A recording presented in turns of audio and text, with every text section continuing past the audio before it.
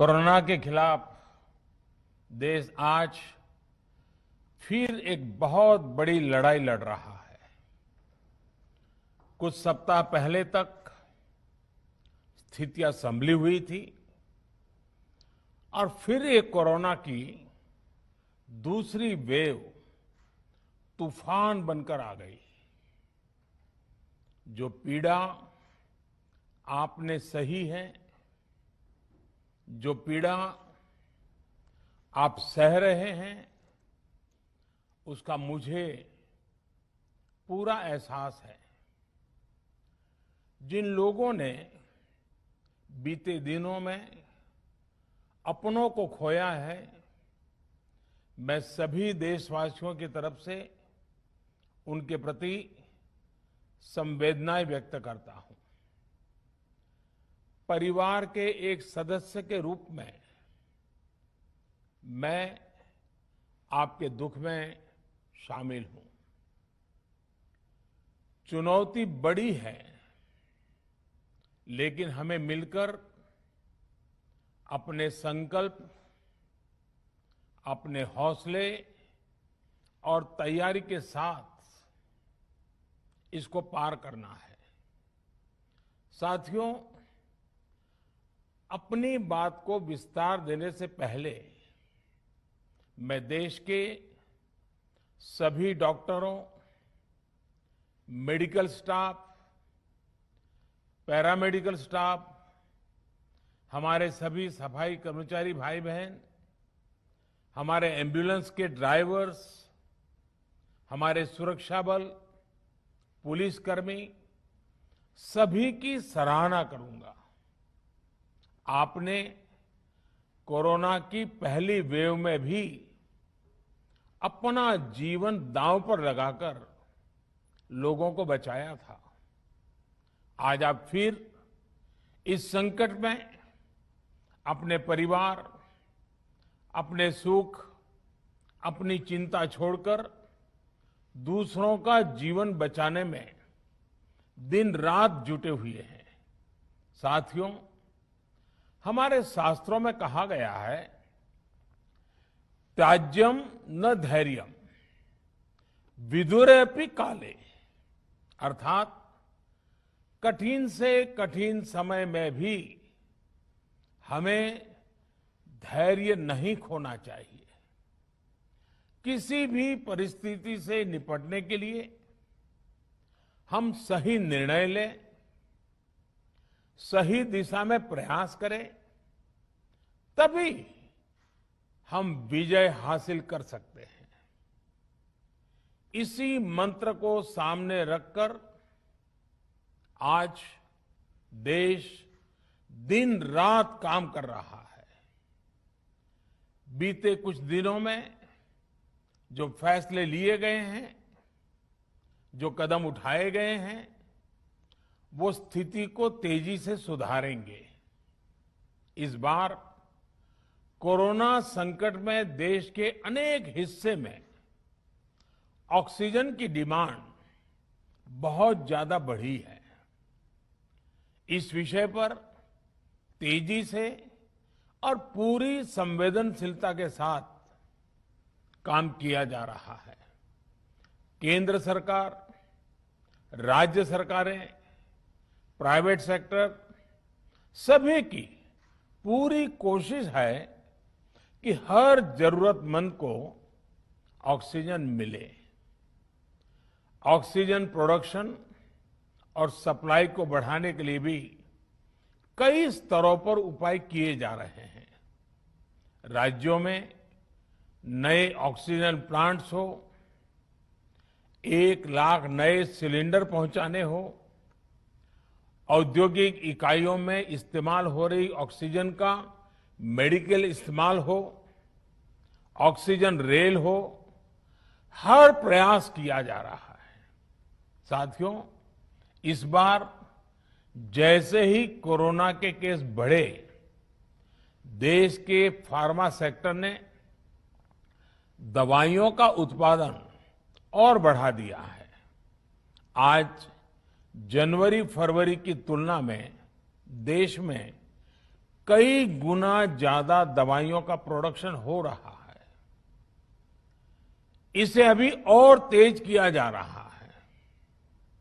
कल भी मेरी देश की फार्मा इंडस्ट्री के बड़े जो प्रमुख लोग हैं, उसके जो एक्सपर्ट लोग हैं, उनसे बहुत लंबी चर्चा हुई है।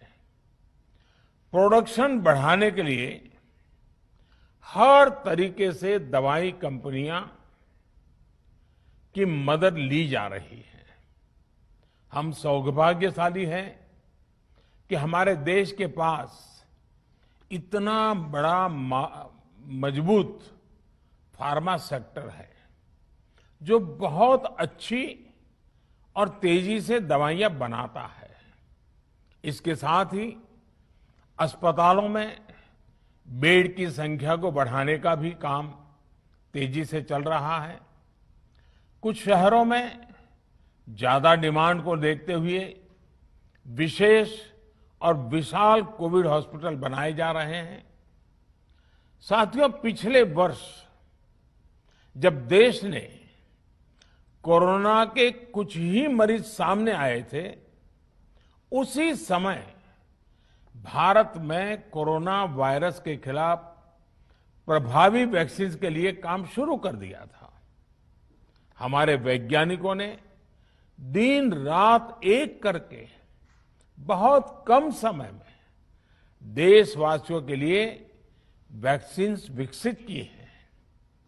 आज दुनिया की सबसे सस्ती वैक्सीन भारत में है। भारत की कोल्ड चेन व्यवस्था के अनुकूल वैक्सीन हमारे पास है। इस प्रयास में हमारे प्राइवेट सेक्टर ने इनोवेशन और एंटरप्राइज की भावना का बेहतरीन प्रदर्शन किया है। वैक्सीन की अप्रूवल्स और रेगुलेटरी प्रोसेसेस को फास्ट ट्रैक पर रखने के साथ ही सभी साइंटिफिक और रेगुलेटरी मदद को बढ़ाया गया है। यह एक टीम एफर्ट है जिसके कारण हमारा Bharat 2 made in India vaccine के साथ दुनिया का सबसे बड़ा टीकाकरण अभियान शुरू कर पाया। टीकाकरण के पहले चरण से ही गति के साथ ही इस बात पर जोर दिया गया कि ज्यादा से ज्यादा क्षेत्रों तक, जरूरतमंद लोगों तक वैक्सीन पहुंचे।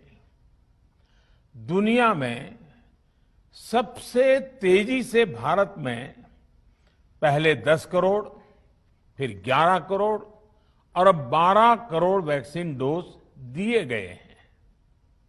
आज कोरोना से इस लड़ाई में हमें हौसला मिलता है कि हमारे health care workers, frontline corona warriors और सीनियर सिटीजन्स के एक बड़े हिस्से को वैक्सीन का लाभ मिल चुका है। साथियों, कल ही वैक्सीन को लेकर हुए एक और अहम फैसला भी हमने किया है। 1 मई के बाद से 18 वर्ष की ऊपर के किसी भी व्यक्ति को वैक्सीनेट किया जा सकेगा।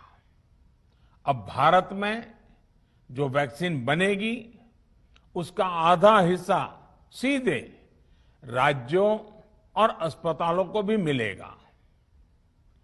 इस बीच गरीबों, बुजुर्गों, निम्न मध्यम वर्ग के लोग 45 वर्ष की आयु के ऊपर के व्यक्तियों के लिए केंद्र सरकार का जो वैक्सीन कार्यक्रम चल रहा है वो भी उतनी ही तेजी से जारी रहेगा। पहले की तरह ही सरकारी अस्पतालों में मुफ्त वैक्सीन मिलती रहेगी, जिसका फायदा, जैसा मैंने कहा, हमारे गरीब परिवार हो, हमारे मध्यम वर्ग, निम्न मध्यम वर्ग के परिवार हो, वो उनका लाभ उठा सकेंगे। साथियों, हम सभी का प्रयास जीवन बचाने के लिए है और जीवन बचाने के लिए तो है ही, प्रयास से भी ये है कि आर्थिक गतिविधियां और आजीविका कम से कम प्रभावित हो। प्रयास का तरीका यही रखा जाए। वैक्सीनेशन को 18 वर्ष की आयु के ऊपर के लोगों के लिए ओपन करने से शहरों में जो हमारे वर्कफोर्स है उसे तेजी से वैक्सीन उपलब्ध होगी। राज्यों और केंद्र सरकार के प्रयासों से श्रमिकों को भी तेजी से वैक्सीन मिले लगेगी। मेरा राज्य प्रशासन से आग्रह है कि वो श्रमिकों का भरोसा जगाए रखे। उनसे आग्रह करें कि वो जहां है वहीं रहे। राज्यों द्वारा दिया गया ये भरोसा उनकी बहुत मदद करेगा कि वो जिस शहर में हैं वहीं पर अगले कुछ दिनों में वैक्सीन भी लगेगी और उनका काम भी बंद नहीं होगा। साथियों, पिछली बार जो परिस्थितियां थी वो अभी से काफी भिन्न थी। तब हमारे पास इस वैश्विक महामारी से लड़ने के लिए कोरोना स्पेसिफिक मेडिकल इंफ्रास्ट्रक्चर नहीं था। आप याद करिए देश की क्या स्थिति थी। कोरोना टेस्टिंग के लिए पर्याप्त लैब नहीं, पीपीई का कोई प्रोडक्शन नहीं, हमारे पास इस बीमारी के ट्रीटमेंट के लिए कोई खास जानकारी भी नहीं। लेकिन बहुत ही कम समय में हमने इन चीजों में सुधार किया। आज हमारे डॉक्टरों ने कोरोना के इलाज की बहुत ही अच्छी एक्सपर्टीज हासिल कर ली है। वो ज्यादा से ज्यादा जीवन बचा रहे हैं। आज हमारे पास बड़ी मात्रा में पीपीई किट्स हैं, लैब्स का बड़ा नेटवर्क है और हम लोग टेस्टिंग की सुविधा को निरंतर बढ़ा रहे हैं। साथियों, देश ने कोरोना के खिलाफ अब तक बहुत मजबूती से और बहुत धैर्य से लड़ाई लड़ी है। इसका श्रेय आप सभी को, सभी देशवासियों को ही जाता है। अनुशासन और धैर्य के साथ कोरोना से लड़ते हुए आप देश को यहां तक लाए हैं। मुझे विश्वास है जन भागीदारी की ताकत से हम कोरोना के इस तूफान को भी परास्त कर पाएंगे। आज हम अपने चारों ओर देख रहे हैं कि कैसे कई लोग, कई सामाजिक संस्थाएं जरूरतमंदों तक मदद पहुंचाने में दिन रात जुटे हैं। दवाई पहुंचाना हो, खाने या रहने की व्यवस्था करनी हो, लोग पूरे मनोयोग के साथ काम कर रहे हैं। मैं इन सभी के सेवा भाव को आदरपूर्वक नमन करता हूं और देशवासियों से अपील करता हूं कि अधिक से अधिक मात्रा में इस संकट की घड़ी में देशवासी आगे आएं और जरूरतमंदों तक मदद पहुंचाएं। समाज के पुरुषार्थ और सेवा के संकल्प से ही हम ये लड़ाई जीत पाएंगे। मेरा युवा साथियों से अनुरोध है कि वो अपनी सोसाइटी में, मोहल्ले में, अपार्टमेंट्स में छोटी छोटी कमेटियां बनाकर कोविड अनुशासन पालन करवाने में मदद करें। हम ऐसा करेंगे तो सरकारों को न कभी कंटेनमेंट जोन लगाने की जरूरत पड़ेगी, न कर्फ्यू लगाने की जरूरत पड़ेगी और लॉकडाउन का तो सवाल ही नहीं उठता है, आवश्यकता ही नहीं पड़ेगी। स्वच्छता अभियान के समय देश में जागरूकता फैलाने के लिए मेरे बाल मित्रों ने बहुत मदद की थी। छोटे छोटे बालक, 5वीं, 7वीं, 8वीं, 10वीं में पढ़ने वाले, उन्होंने घर के लोगों को समझाया था, मनाया था। उन्होंने बड़ों को भी स्वच्छता का संदेश दिया था।